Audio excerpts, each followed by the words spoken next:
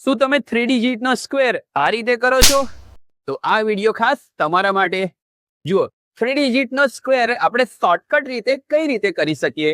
જુઓ, 106 નો સ્ક્વેર, તો સ્ટાર્ટિંગમાં 6 નો સ્ક્વેર 36, નેક્સ્ટ 1 નો સ્ક્વેર 1, અને અહીંયા જે સ્પેસ છે ત્યાં શું કરવાનું, 1 into 6 into 2, 1 into 6 6, 6 into 2 12.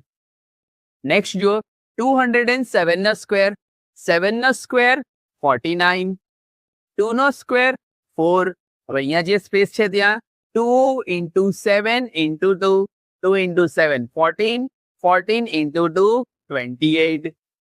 હજુ જુઓ, 304 નો સ્ક્વેર, 4 નો સ્ક્વેર 16, 3 નો સ્ક્વેર 9, 3 into 4 12, 12 into 2 24. હવે છે 109 નો સ્ક્વેર.